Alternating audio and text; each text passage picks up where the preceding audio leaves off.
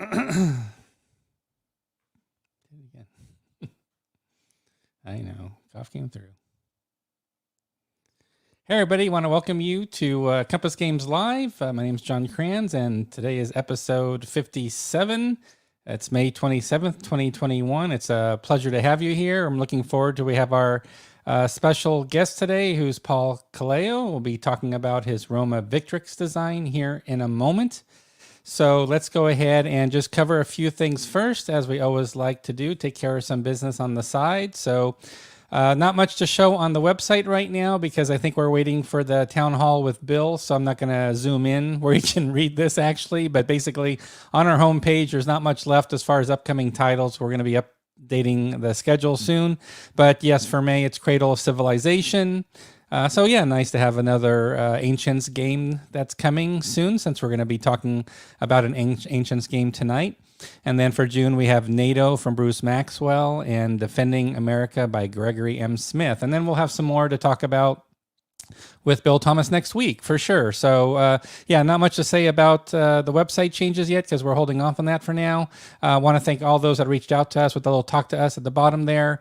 Much appreciated. Also, at the very top of the website, there's a subscribe link. And if you did that, you should have received our newsletter that was sent out earlier today. I know it says May 20th in the header. I forgot to update the date. It was actually a May 27th newsletter, but we announced again our Kickstarter for St. Lo, which is Joe Bukowski's new edition, all new, graphics all new throughout, updated rules, and then it's a mounted map board as well, and the counters are of good high quality as well, coming from overseas with the rounded corners to them. And you'll be able to see all that from the Kickstarter page. You'll find when you click on the link, it takes you right here to our Kickstarter page. We're approaching 100 backers, and of course, you could have pre-ordered the game already, which means you're all set for the delivery, which I believe will be later in June, is what I believe is the date.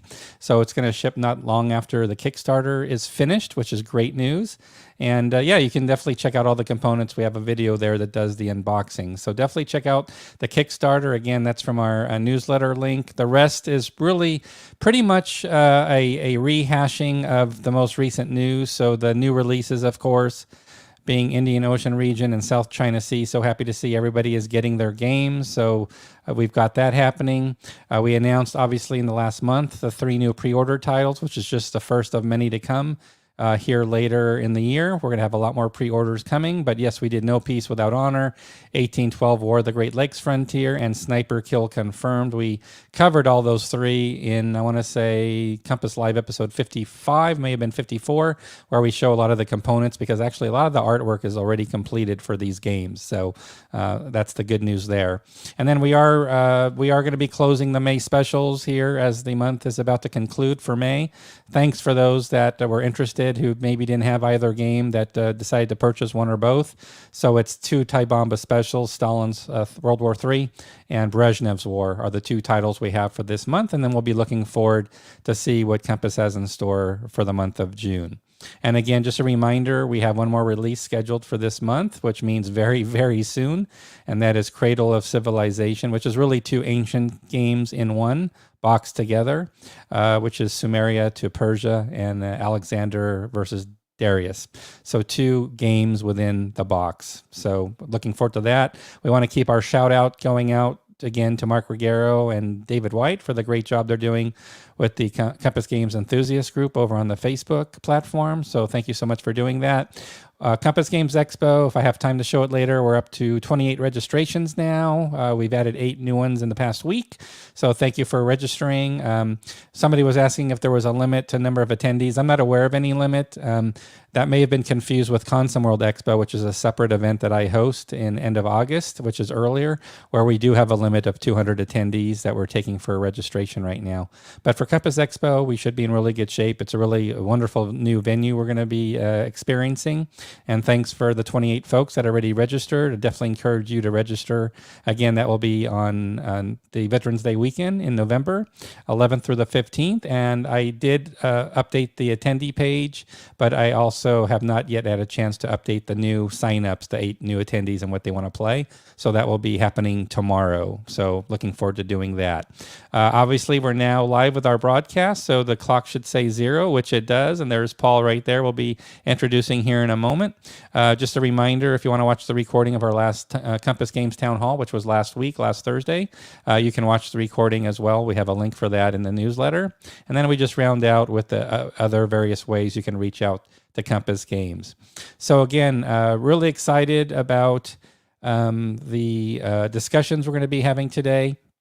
One thing I want to point out before we start with Paul is I just want to give a shout out to really interesting. There was a really good, I'll go to Console World News just for a second because we cover, the entire hobby here, all publishers, and just want to do a call out under the game replay section down here. There's a really interesting replay right here. If it's a blue background, it means it was posted in the last 24 hours. So we have a really nice Battle for Galicia replay from issue 97. So if you have a chance to check it out, it has me thinking, I think for the next Console World brief, I'm probably going to do a little bit of a commentary on, seems like a lot of magazine games have really done, there's some great magazine games out there, but they don't get a lot of cred. But it seems like we're getting a lot of attention with Battle for Galicia by Michael Resch. Again, a magazine game. But, the magazine games don't really get all that much attention. The box games are sort of the primary focus we have for games. So I'm thinking of maybe doing a little piece, talking a little bit more about magazine games, maybe opening up on the Console World community. Also a new group section to talk about magazine games as well. But yeah, you can see here, really nice replay. It has really nice high quality photos showing you the situation map throughout the playthrough. And I just think it's interesting to see, magazine games unfortunately don't get a lot of coverage. At least in my opinion, I don't think they get as much coverage as box games. And there's probably various reasons for that. But just kudos again for this article by Lionel Martinez is the author. And again, this was sourced from Board Game Geek. So again, there's a lot of people doing great contributions out there. But I just wanted to just spotlight that. And I'll probably talk a little bit more about maybe this whole magazine game coverage concept here in the next issue of the Console World Brief. In the meantime, what I'd like to do is let's introduce our special guest. As I mentioned, our special guest is Paul Kallio. We're going to troubleshoot the connection to see how it goes. It worked great yesterday in a test, but it was being choppy. The wireless was not cooperating tonight, so we're going to give it our best shot while we welcome Paul right now. How are you doing, Paul? Great to see you. There we go. Can you hear us, Paul, okay? Uh-oh, we have a bad delay, it looks like here. Let's see if we can get this to work out. Now, Paul, we got a bad delay there going on. So what I'm going to do is... I can hear you fine.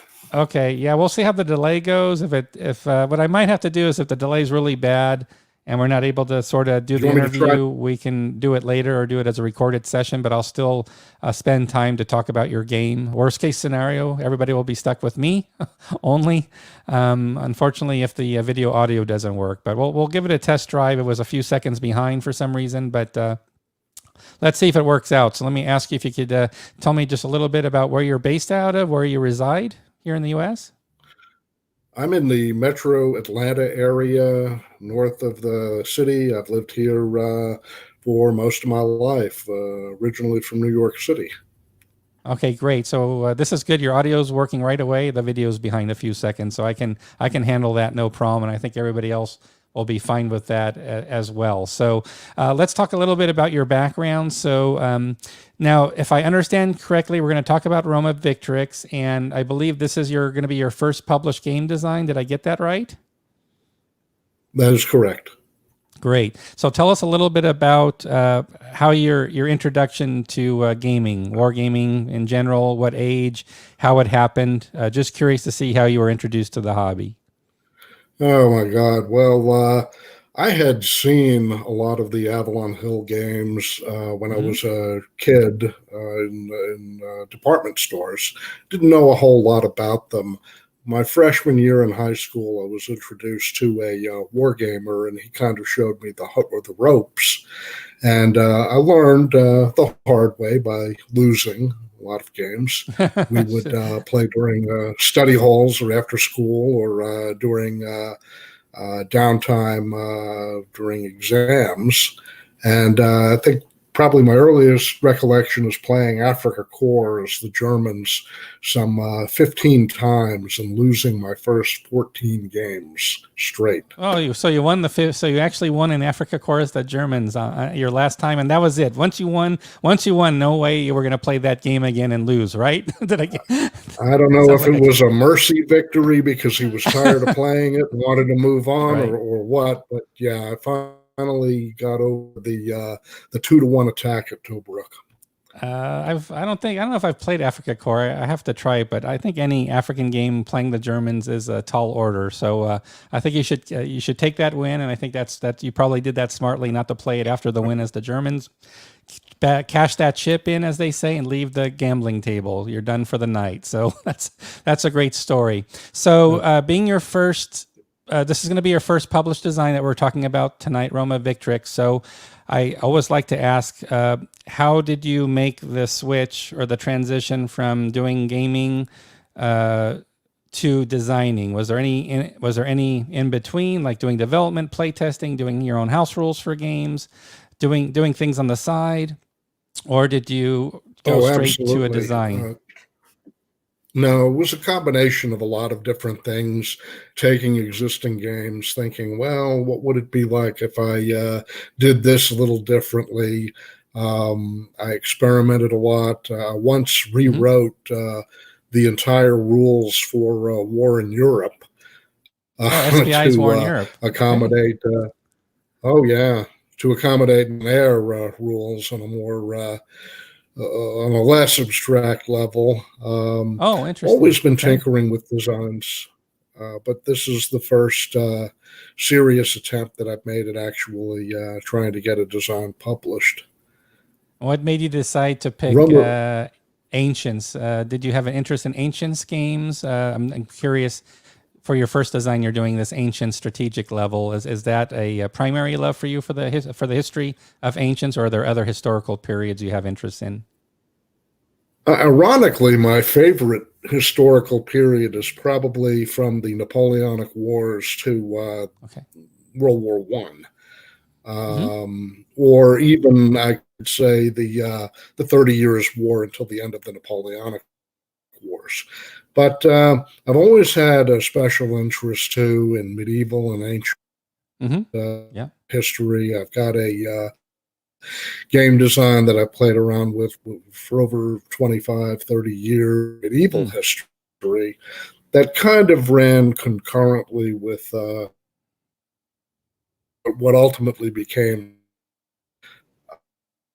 um, probably the inspiration for Roma For the, Vetrix, among other things, were yeah. So I was going to say, and games we have like Andrew. Imperium Romanum, um, Yeah.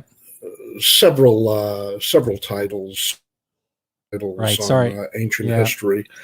But one kind of prejudice. Sound's not working very well Say right now. sorry. The sound's cutting out. Sorry, but I think to recap, sorry, your sound was cutting out a few times, but I think I caught what One you were saying prejudice about. that I've had Yeah, I about think I. ancient games is that Yeah.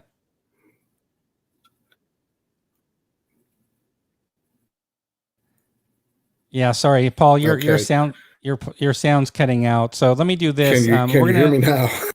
Yeah, we're having problems. So let me do this. We're going to do a recorded session. We're going to get the problem fixed. We'll do a recorded session. So what I'll do for everybody tonight is I'll introduce them to your game, but we'll add to it. We'll do a recorded session and add to it.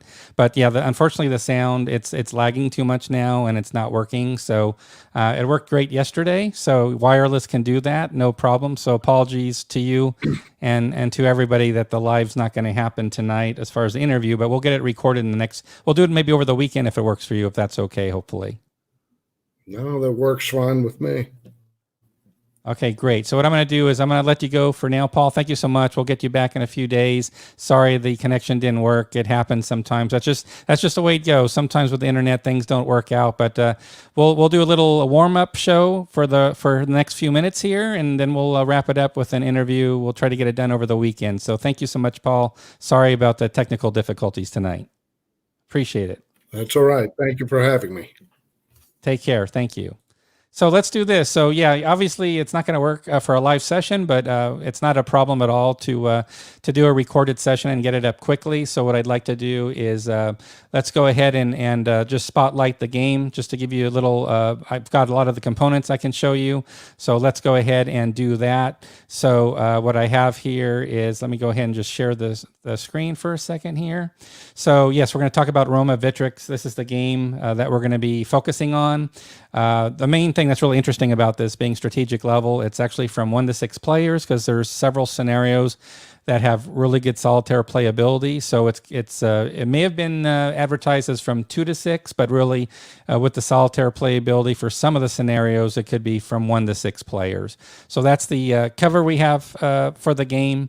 Also, we have on the website itself, the counters are actually out of date. So the counters we have on the website, these were playtest counters that Carrie Anderson helped with. So thanks to Carrie Anderson for doing these playtest counters. So what we're going to do is we're going to update the counter sheets on the website. And what I'm going to do is I'm going to actually transition and show you the components that are current, which we'll be adding to the website. So it's going to work out nice with the recorded video. We'll get the recorded session done over the next few days, and then the website will get an update as well. So we won't have these counter sheets anymore. But as you can see, it covers a very broad period, over 700 years. It covers Roma Vitrix at the grand strategic level. Probably what's the most important thing I would say about the game, the most important aspect, is the number of scenarios being offered. So there's 20 scenarios total. 17 are historical scenarios and 3 are what-if scenarios. So we'll see a little bit about the scenarios here in a moment. I'm going to share some more information about that.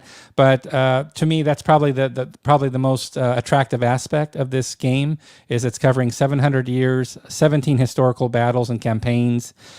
Each turn is a year. So based on certain campaigns, you can see how long the game's going to run.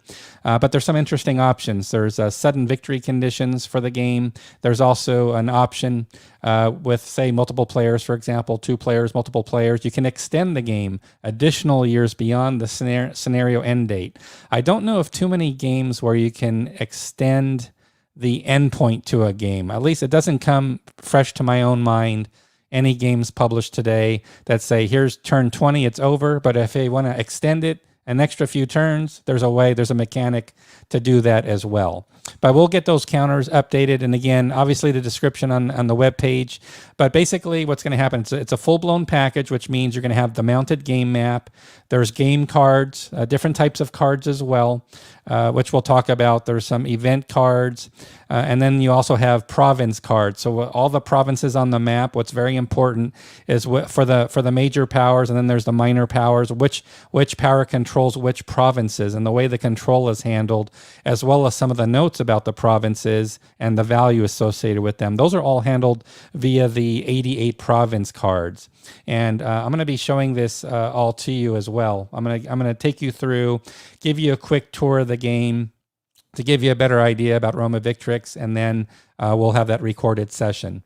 So what I'd like to do next is let's look at first the table of contents, and I'm going to go full screen on the table of contents, because I think that's probably the most critical aspects to know more about the game, especially until we have Paul on for the recorded session where he talks about the design. I think that's a good way to really talk about, aspects of the game design itself. So I'll go full screen here. I think that's pretty legible. Let me see if I can bump it up just a little bit. I'll take it up to here. So I think this will give you a good idea of the game. So again, it's a grand strategic level game. Goes through the components. Again, it's a mounted game map. Leaders are key in the game. As a matter of fact, there's no separate movement allowances for naval or land units in the game. It's all controlled through leader activations and and you have certain operation points of how much can be activated. So the leaders are critical in the game. They control what's moved, what's moving. You have to have a leader attached in the game. So that's a critical aspect of the game, is leadership. Probably is no surprise. And then it has the concept of major and minor powers, which plays a role throughout all the scenarios. So the operations fee is key. So Section 5 operations phase. What's happening is it's really around the leader activation. That leader activation is going to decide what type of operations. There's all types of choices of operations that can take place. Again, it's going to be... It's going to be really focused on the leaders and the leaders' capabilities in the game. Of course, yes, the units themselves, the land and naval units, there are certain attributes that the land units have. If you have cavalry, for example, there's going to be benefits to having a composition of cavalry-led forces to help give you some positive modifiers for battles. So there are definitely some distinctions happening. There's also full-blown naval combat system. So naval combat happening in any type of a province, along a waterway. You can have naval engagements as well. Of course, what would a strategic ancients game be without revenue collection? So I think, especially in this day and age, I mean, when we're talking about budgets and everything, let's have a game on revenue collection, because it's a perfect time for that. So yes, of course, you're going to have all kinds of mechanics on that. There's also supply. There's not just only the revenue collection, but there's the actual supply lines themselves. So the Roman forces being spread out, they're going to be at risk if you can't extend supply lines and have them covered. So supply is going to play another critical role besides the budget, the funding, taxation, things of that nature. And then based on the budget and things along those lines, that's where new unit creation and the rebuild segment's going to come in very handy. And then of course you've got the barbarian major forces involved, has somewhat of a different subsystem involved in that. And then he goes through the various regions, provinces, and capital cities. So for capital cities, combat's different. There's siege battles. So depending on, the province or the location, the types of battles that are taking place are going to be markedly different. So in a capital city, for example, it's going to be handled via siege warfare. So there's siege warfare rules to handle resolution for the capital cities, as an example. And then we've got, rounding out the rules, we've got the barbarian allies and the client states. The region of Persia gets special attention, as you can see. And we round out the package. There's some optional rules as well. So I think it's just good to give you just and the complexity rating is really around a 5 out of a 10. So the rules booklet I'll show you here right now, it's not overly long or nothing that's going to scare anybody away, I don't think. So I'll pull it up here. We'll go to a 2-page mode here. So here we can see the rules. I just showed you the table of contents, for example, going through the main aspects of the system with focus on leadership, leader capabilities. Yes, combat and the makeup of units is definitely going to have an impact during play, but leaders are key. And then we've got the other outside influences with taxes, funding, revenue, collection, major, minor allies, etc. But the rules themselves, as you'll see here, and it's I won't zoom in yet because I've got counter sheets, but the rules are pretty straightforward. So we just went through the rules index. There's the province cards is featured here, and I'll show you the cards as well. But you want to use the province cards to show who has control of those provinces. So you'll have all cards, 87 different province cards available for play. Leadership rating. There's leadership ratings because leaders are very important. It helps determine initiative, who has initiative. It has the leader activation, who's attached to the leaders for naval, land, etc. All that plays a very critical role in the game. Sample movement here in the bottom right column. We've got some sample movement. It's all around activating a leader and how many operation points are available. So you'll be limited by your operations based on the number of operation points you have. So you're going to have to make some decisions. As you husband your resources, you'll only have so many ops points. So you won't be able to do everything you want with the leaders. You're going to have to be very selective. Here's a combat example on the right page. And then again, there's different types of combat. As I mentioned, if it was combat for a capital city, we'd be talking about siege battles, which would be a different system as well. Again, we've got naval warfare, naval combat. So we've got naval combat, again, procedures for that. So again, a fairly detailed system. And what I mean by detailed system, it's not just a cursory abstraction that's going to be 2 or 3 paragraphs long with a single table lookup. We've got 1 to 2 pages covering naval combat in the game. I should mention also, which I didn't mention earlier, there is also the concept of interception. So when you're moving your land forces, and the same applies for your naval forces as well, when you're moving your land forces, there's still the concept of interception, where the opposing side can intercept and interrupt your movement of forces, ground or naval. So it is interactive in that way, which adds a nice touch to it. There's also some event cards, which might play a role in that as well. And you all understand how event cards work in these card-driven systems. They're going to add historical events, certain special capabilities that are going to have an impact on play. So you've got your province cards, which are important for gameplay purposes. And again, gameplay is going to go around sudden victory conditions to keep it very, out of all 20 scenarios, to keep it very intense, because you're actually going to have to perform in the scenarios. And if you're lagging, the game could be over. It could be game over for you. And then you've got your regular victory conditions, and the regular victory conditions will really vary. Depends on the scenario. Could be based on province control, having the major capital city captured. Could be based on killing all the certain leaders, killing certain leaders leading to victory. And there's leadership loss rules in the game. So there's all these different aspects that will actually, the victory conditions are going to change based on the historical situation and the campaign being represented. But you could look at it from a standpoint of provinces gained, capital cities, certain leaders being captured or killed, so on and so forth. So it really varies. And again, I think the sudden victory aspects of the game adds that added wrinkle to the game as well. So yes, it's interactive because you can definitely interrupt the movement of land or naval forces. Then we've got the revenue collection segment combined with the supply and maintenance segment. So that's going to be absolutely critical for what the condition of your forces are that you already have, for example, that have already been deployed, especially at long distances. But also, what do you need to do for a strategy to rebuild forces, adding new units, etc. That's where all the revenue collection, supply, and maintenance is going to come in, because you're going to have to balance out maintaining forces versus building forces and recovery of forces. So this is all covered here on these pages you see here. And then we have some more examples. Again, the infantry types, they're going to be covered in the game. Although we're at a grand strategic level, what Paul's done, and I'll talk to Paul during our interview. We'll talk further about the combat mechanisms, because there is some good refinement, subtleties to the system.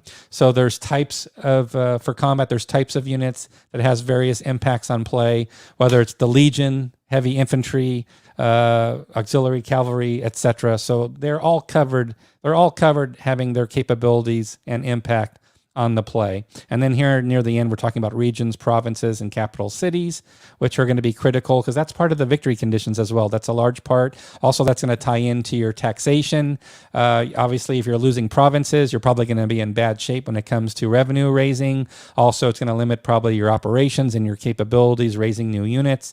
It's going to be a problem. So obviously, all those factors are going to come in. There's garrisoning of units. There's, talk of mentioned already, the capital cities. There's the Limes markers, which are actually the strength points for building up these fortifications. There's actual going through the network of Roman border fortifications, which could have been the roads, the walls, the mile castles, the watchtowers. All that is covered with the special Limes markers in the game. So there's that aspect of the game of managing your locations and deciding where do you need to build up certain locations, and that's going to be handled through these border fortification markers, and that plays a key aspect in the game as well. And then, of course, we talk about some of the particular capabilities, such as the barbarian allies and the client states, what their role is. And then there's specific roles around the region of Persia. And then you can see here, we've got spelled out the event cards. So you're getting more information about the event cards. I'll show those here in a moment, but we can see all the event cards here. I believe it's 21, 22 event cards. Just going off the top of my head, I believe it's just about around 20 event cards. These are the cards that can be played during play. We see here, we've got Piracy, Siege Combat Advantage, Treachery, recruiting new units. So it's covering all aspects of play, but it has that historical connection, again, to what's being simulated. And you'll have limits to how many cards you can play. I believe it's 1 card per turn, which is 1 card per year, is the limitation, is my understanding.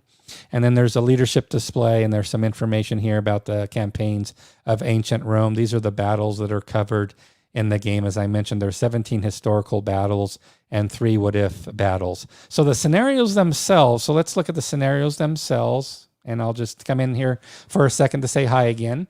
I'm sure you've missed me.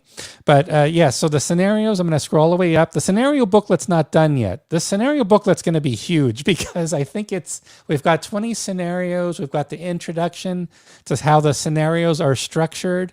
And so we've got an introduction overview to how the scenarios are being set up for you to set up and play, including all those victory conditions and what can happen with the various victory conditions. But it also has at least 2 pages, I believe, of setup display. So, for example, here, I'll zoom in just for a moment here. So this is explaining how the scenario information works in the game, because you've got 20 scenarios. You're going to be chock full of scenarios in this game. You're going to be very happy with all the different campaigns that are covered. And again, each scenario is numbered 1 through 20, and each game turn represents 1 year. So based on the length of the campaigns, that's where the concept came up also, that you can extend the campaign beyond the normal end game turn if it's going to be an extended campaign. But this goes through all the scenarios. But now I'll just go back to the full page view just to give you an idea. So here's the Second Punic War to start with. It gives you the start date, chronological date. It's scheduled to run 18 years, which is 18 game turns. It shows you how you split up the forces. In this case, it's for 2 to 5 players. As I mentioned, some games might be suitable for solitaire play. Some games might work for, say, up to as many as 6 players. So for each game, you're going to find out what the target number of players is. And based on the number of players you're bringing together, you can see how the major powers, etc., are going to be set up. So I'll zoom in here just to show you that aspect again. So here you can see number of players is for 2 to 5 players are the options, and you can see how those roles are split up between number of players playing. And then the victory objectives, we have victory objectives here. But rest assured, these victory objectives can definitely change across the different campaigns and the different scenarios. It's not just going to be based on provinces. There could be scenarios where it has to do with loss of leadership, loss of certain leaders. So the actual victory conditions, major objectives, could be changing based on the campaign and that historical situation. And notice here, you've just got a very nice, manageable level of special rules to help capture additional flavor about that campaign. And then there's also a bit of a historical note of, say, a major battle that took place during the campaign. In this case, it was the Battle of Zama, and Paul's done a great job here giving you just sort of a debrief on what that major battle was during this campaign and what the result was. So again, really nice, tight structure and presentation of the scenarios, but it's not done yet. That's just the information about victory conditions, number of players. Then you've got about 2 pages of setups. So here are the setup cards, and again, these are really nicely organized, showing you the disposition of forces and the values, where they go, where they're going to be located. So across the board for each area, province, you're seeing for each side what the setup looks like. So I'm just scrolling through here to give you an idea. Very well organized. If I had Paul on, I would ask him maybe about what the colors indicate as well. I see it's 1 per major area, so maybe it has to do with the major leader or major key capital province at the time, I'm guessing. Haven't read all the rules through, but you can see there's some color coding here to help us with those setup displays, which really makes things nice and easy. So scenario 1 has 2 cards with it in the rule booklet, 2 pages. And then we move on to scenario 2. Same scenario, gives us the start date. It's over 25 years. Number of players is for 3 to 5. So this scenario 1 was 2 to 5. This one's for 3 to 5. And it runs through the special rules, and it tells you in the bottom where that image is. It tells you what the major battle was that occurred during that campaign. And then you've got the 2 pages of your scenario setup displays. So very nicely packaged, very tight. So we're going to have 20 of these. And again, 17 are historical and 3 are definitely plausible what ifs of what could have happened. So the rule book, the scenario booklet is still a work in progress. A lot of it's been laid out already, as you can see here as I scroll through, but we're at scenario 10 right now. And this one's 2 to 4 players again, and but we're going to have 20 scenarios. So I hope that gives you a good idea. And Fango, yes, Fango, overall leader in red is probably what that has to do with. If there's a hierarchy of leaders, I agree with you that it's probably that red was probably overall leader, but also there was red for the province or the location. So I'm wondering if that could have been also, that could have been indicative of that. And we'll cover that with Paul in our interview. Yeah, I mean, this is going to be covered, and again, there's specific siege warfare. So there are specific rules. It's constrained to the major capital cities in the game on the provinces, but there's absolutely not only the siege warfare, but as I mentioned earlier, there's a buildup of the Roman fortifications going on as well. That's another aspect of play that's covered as well. So, and then I think this is probably a reference to War and Peace. So maybe if I'm guessing right, I think that's a good guess. But yeah, I'd say, Kenneth, you're right. I think it's gonna liken to that, and with the different scenarios. And again, I think the scenario booklet is very well organized, as we see here on screen. So yeah, red provinces capitals. There you go. That's what I'm sticking to that because it's 1 per province. So I'm sticking to that story. Absolutely. Absolutely sticking to that story. So let's look at some other things. So let's look at the game map. I know the game map is also on the website, but to give you an idea here it's again, if I recollect in my brief research, it's going to be 1 event card per year that can be played in the game. And you've got the event deck, you've got the discard pile at the very top, the sequence of play, nice handy reminder, and then of course the map legend, what the various locations indicate on the map. So this will be a mounted map. Probably the most important thing I can say here is that it's a mounted map. So that's probably the most critical part to mention. So nice, clean looking map, clearly defined provinces, major provinces, and then also you can see within the provinces themselves, those other areas as well. So it's all nicely defined. Now, what we don't have yet on the website, which I want to share with you, and Paul was kind enough to send me just in the last few minutes, a sample counter sheet. So this is by Bruce Urian, by the way, I believe. So there's a total of 8 counter sheets. So yes, lots of campaigns, lots of units. And as we can see here, here's a sampling of the front of counter sheet number 1. I'll zoom in here quite a bit so you can get an idea what it looks like. So as I mentioned, we've got, the various composition of forces, if they're legions, if they're heavy infantry, auxiliary, etc. All that is captured. That's all going to have an impact on play. So we're showing those there. There's the leaders, specific leaders. There's a capital marker, cavalry leader as well, cavalry units, the fleet units. All this is captured very clearly here on this sample counter sheet. Of course, it's going to be different colors. This is just one counter sheet. We're going to be seeing different colored background colors for the different powers, obviously, in the barbarians, etc. But this gives you an idea. Initiative also plays a key role in the game. Who has the initiative? The capital. Capital is going to be always playing a role as far as, if you want a chance to win the game, defending the capital or capturing the capital is going to be critical as well, and that's where those siege warfare come into play as well. So that's just a little sneak peek on the counters. I'll upload more counters to the website. This is just the one I have for now for tonight, but I'll definitely upload more cards. What I'd like to do is share with you the province cards. So here's the back of the card. These are the province cards. So we're just going to take a look here for a moment. I'm just going to go through. So for each province has its own card. I'll zoom in here just again so you have a description. Just a regular card.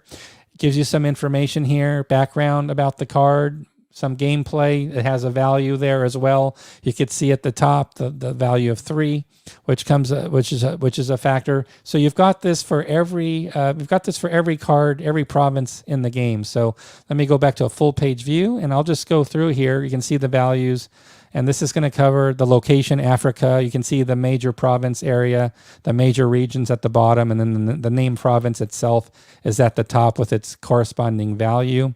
So it goes through. So hopefully this gives you a good idea. This is also a great mnemonic for gameplay. So to see who controls which province, obviously that player's going to have that card with this information on it, and then the value that's associated with it. That's going to help give them more resources for more operations during play. Also, the income levels, of course, during play as well. So I hope that gives you a good idea about the cards themselves. So lots and lots of cards. So I think it's 88. I want to say the card count was 88 province cards. Let's switch over. Let's change gears to the event cards, which I understand is one event card. It's one event card, at least per player, per year. So just want to make that clear. And maybe there's a rule where you can do a second card. Maybe there's a card for that. But again, just to zoom in here, and this is explained in the rules. You saw that in the rule booklet. So this is going to, the rules are going to have some further explanation about these events that can transpire, that a player can play during the year. But this gives you an idea of some of the color, historical color at a grand strategic level. There's going to be some very specific things happening each year by multiple players, by the way, potentially. So that's going to obviously have an impact on play for sure. So let's see what we have. Let's go through these cards. We've got ambush. Got to have an assassination attempt. Absolutely. So I think the network was a successful assassination attempt for today for the interview. The network got assassinated. Yeah, got to have attrition. Attrition is going to be a problem already in the game because of extended supply lines for the Romans. So they're already got their hands full. So this will be unwelcome, most likely, for the Roman side because they're going to be battling attrition constantly throughout these campaigns. So this is not a good news card for the Romans for sure. Having automatic success with the land or naval interception, that makes the game more interactive. A little higher blood pressure for the players of, am I going to just simply be able to march where I need to march and pull off this major battle that I want to pull off against the enemy forces that are exposed for attack? Maybe not. Maybe the player is going to play this interception card and that's going to bring an end to it. So, hi, hello. Why is this on my screen? I don't want to see this. Okay. That's my Windows 10 behaving badly. Automatic withdrawal before land combat. So I did not mention this. I'm glad I'm showing this card. So besides the option, of course, of having interception taking place, there's also the concept of withdrawal before land combat as well. So that is in the rules already. This is adding some bonus capabilities to it. There's no die roll necessary to be successful with the withdrawal, basically, is what the card's going to give you guaranteed success. Barbarian Invasion, got to have that in the game, else we couldn't ship it. Barbarian Raid, all the better, why not? So again, affects it says here, warbands may be used by the facing player to attack any adjacent enemy province. Sounds good to me. Could be used by any level 2 leader in the game. Forced march for naval through favorable winds. So extended naval movement through favorable winds, nice little touch. Here we have the impact of a neutral, a major or minor power using the Frontier War. So you can use that power as leader. So you can now suddenly align with that power for the game for the year, which is going to be a huge impact on play for your operations to automatically be aligned and allied for the year. So that's going to have a direct, huge impact on play. Intelligence, inspecting a stack. Yes, you cannot look at the opposing player's stack of units during play. So it could be a big stack, little stack, that's all you're going to know, but you need to have this intelligence card to know exactly what is in the stack. There's already some combat advantages, as I mentioned earlier, like with cavalry being available. Of course, leaders are going to give you a benefit for combat as well. But yes, you can, through a card, you can also have benefits as well for combat. Here we have some leadership, enhanced leader capabilities. Yes, if you're not nice to your leaders while you're playing the game, if you're cursing at your counters because of a bad combat result, that leader might defect on you if that card is played on you. So be nice. Do not yell at your leader counters during play. Major rebellion. Yes, the Romans, I'm sure this is an experience they're not immune to. Yes, the barbarian horde, it's going to have some fun with the Romans if this card is played, or they'll do it on a more tactful note. Minor, not major. A little more subtle in tone, if you will. Naval combat advantage, why not? We have it for land combat. Let's add it to naval combat as well. Piracy is going to impact what's happening with your naval fleets if you fall subject to piracy. Yes, if you're having trouble raising income, you're going to want to be able to recruit new units. So this card is going to help you if you find your income levels are constrained. When you attack those capital cities in the game and siege warfare is required, that's where the siege advantage is going to come in. So you've got a card for that. Treachery, why not? Allied client states change alliance. I apologize. Yes, alliances can change and shift like we saw with the other card, or where you could have a minor power, a neutral power for 1 year, help you, assist you with that year's campaign. So again, I think that really gives you a good overall look at what can transpire during play of Roma Victrix. So you've obviously got a lot of different things you're managing. We've got the events now to manage. Obviously, your leaders are the focal point, your extended supply lines, alliances, what your operations capabilities are, because for your leaders that are controlling all the movement and combat of your troops, some leaders not being as capable, you're going to be limited with what you can do. That's just a matter of the course. And then you want to play your cards right that you're going to have. And then you're going to have to respond to these other cards being played on you, which could mean automatic success that you get intercepted, or there's a retreat before combat. So you can see all these things are going to be transpiring during play with some historical, and this is adding historical flavor to the game as well. Now, there are treasury cards. Obviously, you need to use the treasury. That's going to help you rebuild, form units. That's obvious. Treasury is going to be critical to the running of your campaigns, what you're able to maintain. So you can see the costs here to create, rebuild, maintain.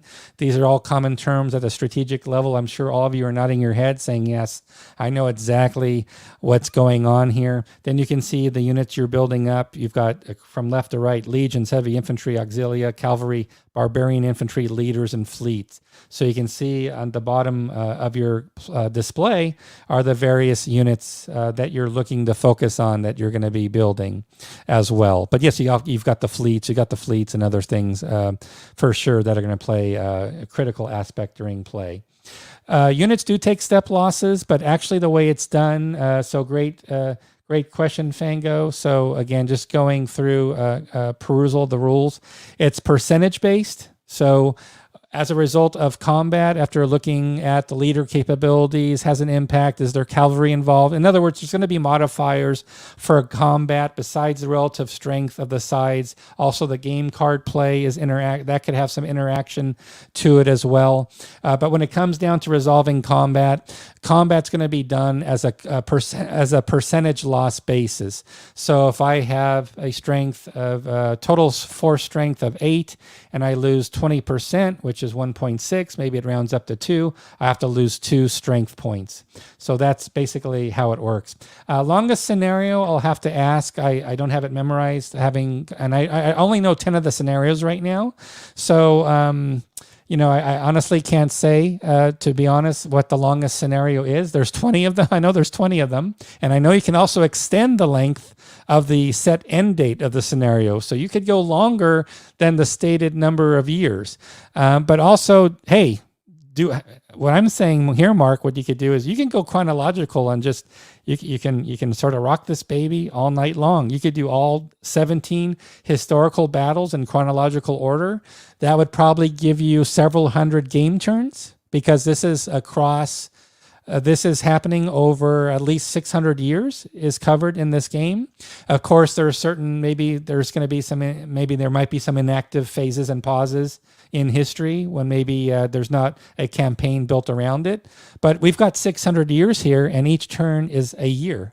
So conceivably speaking, if there was no pause and everything was connected, you could do 600 game turns going from the different scenarios one after the other. So I hope that gives you an idea, at least of the approach. Solitaire, it is solitaire. There's only certain scenarios, Gimpy, are going to be solitaire capable. So what's going to happen in the scenario booklet, as it mentions, it's going to mention for each scenario the number of players and then how to split up the number of players. It's not going to list like one player in that section of the scenario book, which I showed you here, because if you look here, what it's telling you is, oh, if you're two players, how do you split up? How do you split up? If it's 2 players, 3 players, or 4 players, how do I split that up? How do I determine, how I do the sides? So you're not going to need that for solitaire play. There's going to be other guidelines for that on how you would basically for each scenario, how you would do it solitaire. And we'll definitely have some supporting material because we know at Compass, what's the number one question we get asked at Compass? Solitaire playability. So we'll definitely have additional notes about the solitaire playability. It's going to vary by scenario, absolutely, because also scenarios can have special rules, and maybe certain special rules might be, let's just say, more aptly used for face-to-face or virtual play where it's more than one person. Otherwise, you're doing it historical by yourself. So we'll get all that information. I'll also talk to Paul during our interview, which I'll be doing, a taped interview. We'll talk more about how does it play solitaire. We'll do that as part of our interview, absolutely. And then we have here, yes, Paul mentions here. So we've got Paul right now answering questions on YouTube channel. So I'll keep an eye out and maybe I can show them here. So the historical scenarios, you can see how they run through. So you can just keep going and going. Let's see if Paul has other. Yes, here we go. The coins represent the revenue value of a province from 0 to 3 revenue points for a province. And then it's 5 revenue points for a capital city. Obviously, capital city plays a great role. I feel so bad. I'm so sorry, Paul, that we're not able to chat through this stuff, but we'll do it during the review. But I'll definitely show all your comments here. Also regarding there's no campaign scenario, which to me, I mean, I'm really thinking if you're thinking about how you're going to do it, those historical periods are so different. I'm not sure how you would run through as a single campaign. I really feel like you would want to take each scenario for that historical situation that developed and go, you'd want to go one at a time. But if you're talking about, I think what's good about this is if you're talking about getting a really good strategic flavor and knowledge about all the major campaigns, and then what Paul's done in the scenario, he's also calling out the largest or the most pivotal battle of each campaign. He's summarizing what he considers the most pivotal single battle, because there could have been more than one, but it's nice that he adds that as well. So I just think, for me personally, I think it's just really nice to get that whole expanse of 17 historical periods during the 600 plus years, and then how they're presented, with the start date and how many years they run. All that's presented. So shut up and take my money, okay? And like I said, we'll have Paul on to talk more about the game. But yes, we definitely have the treasury. As I mentioned, treasury is going to be really important. Obviously, managing all that income is going to have an impact on play. Here's the leader display. So on the leader display, I'm going to be showing this with Paul, and we're going to talk through the leader display and how it's used during play. I think that would be a really helpful approach to take to it. Which leader is basically assigned, certain rank orders. So we do have a leader display that's available for the game. Paul's also adding here that, another issue about doing a campaign game spanning the entire area is I wish I could have said it this way. This is what I was thinking, but Paul has a better command of the English tongue than I have. But yes, there's all those different permutations and just events and characteristics of each period being slightly different. That's really hard to sort of do in a straight linear fashion. I'm sure it could be done as a dedicated strategic games, saying like what History of the World from Avalon Hill was a game that took you through hundreds and hundreds of years in one fell swoop. So there's always that approach, but I think Paul's taken it down to really focus on each major historical, all the 17 historical campaigns that are covered in this period. So I think that's really what the critical part is here. So again, what we'll do is we'll definitely schedule Paul. I know everybody wants to talk with Paul more about the game, so we'll definitely talk about that. As Brian mentions, the Romans are probably more fun to play in the earlier scenarios. You don't want to deal with revenue raising and extended supply lines and or the barbarian, when the barbarians act up with those event cards. You don't want all that going on. That's probably half the fun right there.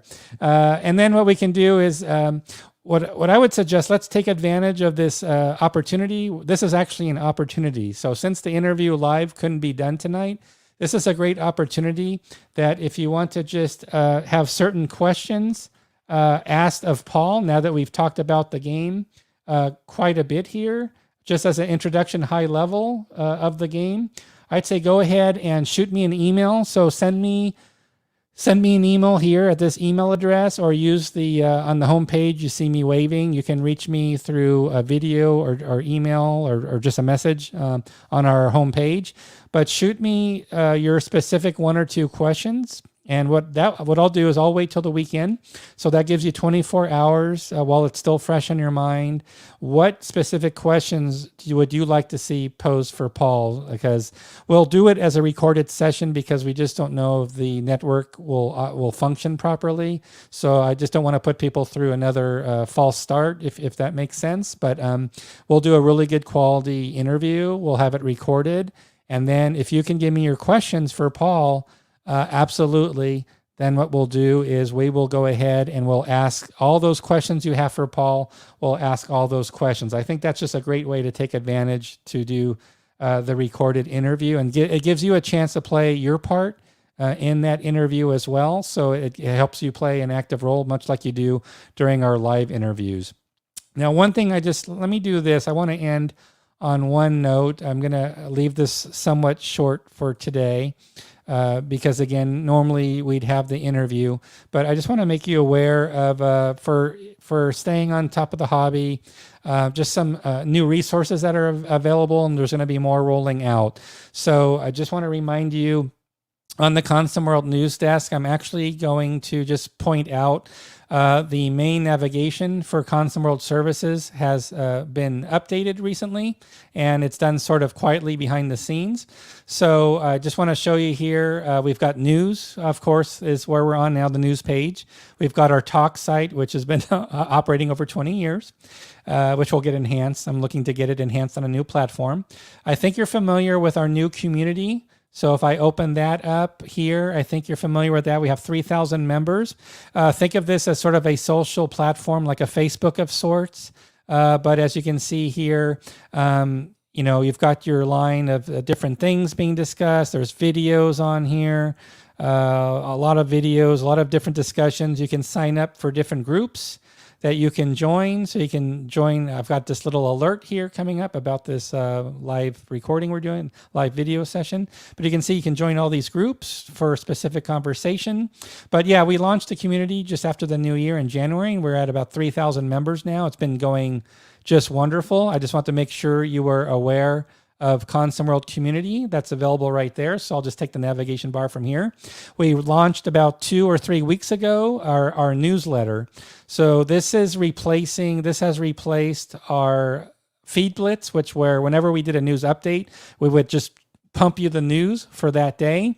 But it was like a lot of information, and sometimes if we had a slow news day, you only got like 1 or 2 news items, which was not very attractive. So on our newsletter, our new format, which you see here, is yes, it will take you to the latest issue. This is issue number 4. You can see how easy it is to sign up. You just put in your email address at the top, and that's all you have to do, and you'll get emailed. And then we basically, each issue, we're at issue number 4 now. You'll get a little commentary. What we do is it's a curation service. So we're taking the top news stories that we run. So maybe 20% of our news coverage will land in here, just what we think are the top most interesting news stories. So we're just picking them out from what we think, also what gets the most hits on our website as well. So you can see here we've got reviews, replays, we've got events such as San Diego Historical Virtual Conference that just ended last week, over the weekend. Another video, Ard Wolf Lair did a great video about the importance of graphics in war games. I watched some of it. It was a very interesting discussion. Ard Wolf has a really good flair and talent for making you feel right at home and at ease. Just conversationally, he's really clipping away on counters quite literally and just talking to everybody. And he does just a great job. He just does such a good job of doing that. It's so natural. Had a nice game demonstration during San Diego Historical Con. So this was a recap report of Undaunted reinforcements from the Undaunted series. We do run historical articles. In fact, we're going to probably run a special promo with History Hit, which is a podcast site with some discounts by being affiliated with Consum World. I think we're going to be rolling out a History Hit podcast membership program where you can save some money just through Consum World. So we're working on that right now. So again, this is an every issue. So we have an archive of our issues. You can see we've got here 4 issues. We'll be up to hundreds of issues after over time. The next issue will be out in a day or two, maybe tomorrow. So I just want to mention we have some other services definitely that are coming out. We also have our live service, which is any live or premiere programming coming out. You can go in here. You can go to a certain date. You can build your own agenda. And so you can find out, oh, okay, on this day, I want to add this to my agenda. So I just hit the pulse icon and I can add it. You can see it's playing automatically here for me because it's already played live. So we've got this live channel concept. We're going to be doing more with it. But what we recently added on our talk site, which I think is even better, is if we go back to our forum, and I'll just end here, going to our talk site, we have in the header area here, and we'll just end on this note tonight. In our header area, we've got Consum World Live, which is brand new. We've got the Consum World Brief, which is that newsletter, which is issue 4 is the latest, and the newsletter is up here. But we've just added, in the last 3 or 4 days, we added a calendar, a weekly calendar view. So you can see here, it highlights today's Thursday. It's in yellow. You can see, and this is only for premieres or live broadcasts. So this is to help you know we're curating all the top content contributors, what they're going to premiere, which is like going live in a way. It's pre-recorded material that is premiered live, or it's an actual live session, which is here in green, all the green color ones. So we're going to show you all premieres, all lives from this weekly calendar view. Yes, we'll show recordings as well. So it's all showing up for you so you can see it. So what's happening is there's so many content contributors today, and I find YouTube really hard to organize everything, and everybody has their own way to organize their YouTube by what subscribers they have. So everybody's going to have a different idea of who contributes to the hobby for YouTube. Somebody might have 5 channels they subscribe to. I have 50, almost 50. I have about 35 YouTube channels I subscribe to, but to keep track of when they're premiering or going live, oh my gosh, it's really difficult. And then if I have subscriptions for like basket weaving or cooking or how to make sushi at home, it's all going to get scrambled on my YouTube view. So this calendar is meant to show you very focused programming that's live or a premiere. Later this year, you're going to see very focused services by Consum World talking about all videos, any hobby-related video, recorded, live, premiere, or even TV channels that are hobby-related. There's going to be Consum World TV channels where you can tune in for live programming. All that's coming through member contributions. We're really focusing on adding a lot of new services this year. So don't mean to bore you with all the stuff that's going on. Yeah, basket weaving, absolutely. Basket weaving is a very serious topic. So, it's like counter clipping, basket weaving. They sort of go together. It's sort of where you get your mojo, you get warmed up with. But absolutely, we'll do like a cable TV guide concept moving forward, but also like a YouTube guide where we'll have much better categorization of if I want to see all videos by a certain publisher that's covered, a certain game by GMT. Okay, there's 2,000 GMT videos about there are hundreds of games, or say for Compass. That didn't help. But okay, now I want a different filter that goes for Ancients. I want Ancients and I want Compass. And then a certain designer. So you can filter, you'll be able to bob and weave, and you'll be able to get to the videos out of the thousands of videos we have out there over the years. You'll be able to find exactly what you're looking for, and then we'll do some live programming channels as well. And yes, Google compatible, and Google TV. So somebody's asking about Google TV. I'll save that for a Consum World. If you guys are interested, this is Compass. So I'll save the rest for maybe we'll do a Consum World session to talk about Consum World services. There's a lot happening there, so we can delve more into it for sure. I think Mo wants to talk more about basket weaving, so I think we'll do that for sure. Just a heads up, our after party show is probably not going to work very well on the Compass site, because I went ahead and took the server boosts for Compass and for Consum World and gave them to San Diego HistCon over last weekend to boost their audio video capabilities. And I have to wait another day or two before I can bring the boost back to our Compass channel. So the Applebee's Lounge isn't going to sound as good. Probably. It might be okay. Maybe they haven't downgraded the Discord's channel yet. I think it's still at the same level, but just in case the sound's not as good on Discord tonight, that's because we have to wait another day or two to get the server back up to where it's at normally. So anyway, I want to thank everybody. My apologies again to Paul. Thank you, Paul, for answering some questions via the chat that we have on YouTube. So my apologies to everybody. You know what, out of 57 sessions, it's bound to happen where we've had other sessions where we've had delays. And unfortunately this time I could tell the wireless was just not going to hold up for Paul. It worked great yesterday. So I know Paul's disappointed. I'm disappointed, but we're going to make it good. We're going to take your questions by email. You're going to email me your questions. We're going to add them to the interview I can do this weekend once the network is working well for Paul. And we're going to have a really nice recorded session with your questions in them. So please prove me correct by sending me your questions. And Paul would love your questions, by the way. He really misses this interaction. He was really looking forward to the audience interaction. That's really the highlight, is interacting with you directly. For sure. That's the number one reason we have designers that come in, to talk to you guys. So let's try to make it as best we can, make Paul feel welcome. Please send me your emails directly with your questions, so we can go ahead and I can ask those questions of Paul. So that would be really great if you can do that. So again, one last time, please email me right here, john@compassgames.com, or use the waving hand on the Compass website to shoot me a message with your questions for Paul, and I will make sure they get asked. So again, everybody, I want to thank you so much for joining us tonight, May 27th. Have a wonderful end of your May. We'll be back with a recording, hopefully within the next few days. If not, for sure, we'll be back next Thursday night, first session in June, with our live town hall, number 23, with Bill Thomas. So thanks, everybody. It was a pleasure to have you tonight. I know we're over the hour already, so we'll definitely look for your questions for our next episode. Thank you so much, everybody. Take care and have a good night. Take care and bye-bye.